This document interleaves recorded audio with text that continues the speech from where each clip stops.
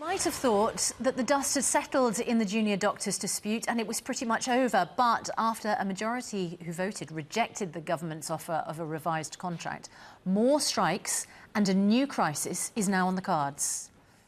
58% of British Medical Association members voted against the deal, 42% endorsed it. Well, 68% of those eligible to vote took part in the ballot, which closed on Friday. Junior Dr. Lauren Gavaghan joins us now. Very good morning to you, Lauren. We know that the chair of the committee has resigned because he thought this was the best deal he could get. But you disagree. Yes, I mean, I think the first thing to say is that though the chair of the Junior Doctors Committee at the BMA, so Dr. Johan Malawana, did endorse the contract, many people within the BMA didn't. So I think this sort of statement that the BMA as a whole said this is a good contract is inaccurate. And I think we really need to remember that, actually, when we're reporting. So you're right, he did endorse the contract, but there are huge concerns that remain, I think, among doctors, and 58%, obviously, of doctors said no to this contract.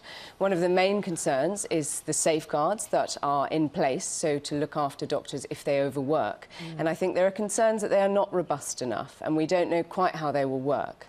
There are issues around how a doctor actually reports if they're overworking. Now, we've just seen this report about North Middlesex Hospital, where there aren't enough doctors. What happens when doctors want to say things are not safe? I'm worried, things are going wrong. Who do they report to? How do they do it? I wonder whether, as people listen to you, it might strike them that these are things that can be worked out, but not under the threat of more strike action. The country feels like it's in a state of flux. You know, there's leadership battles going on left, right and centre. We've just voted for Brexit. We know that that has caused issues for the economy and all sorts of people's working conditions. And there might be a loss of appetite amongst your supporters for more strike action and a sense of take the deal, work out the detail later. I certainly don't think there's appetite for more strike action. I think junior doctors do not want to go on strike, and we never wanted to go on strike. Does that mean that you won't? I can't say at this stage, obviously it's impossible to say, but I think that certainly what we want, we've made huge gains. So there are positives in this contract, I won't deny that. You know, we have made progress, and I think Johan has done a fantastic job. But what we need to do is not lose those gains and continue talking with the government. Johan says here, I believe the fundamental breakdown in trust caused by the government's actions over the last 5 years has resulted in a situation where no solution is possible, particularly when a government's so keen to declare victory over frontline staff.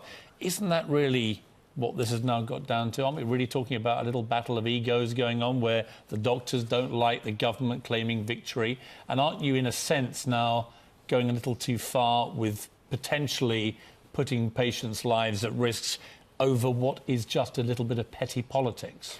Well, I wouldn't call it petty at all, and I think it's not about egos. I mean, I really, as a doctor, it's really about saying we work on the floor of the NHS, and I think if we don't have absolutely robust ways of reporting things that are going wrong and being protected in that. So there are issues around whistleblowing, for example. So what happens to a doctor when they say things aren't safe, and are they protected? At the moment, they're not. This is not in the contract. 42% of all the doctors who voted were in favour of accepting the settlement recommended by the BMA, right?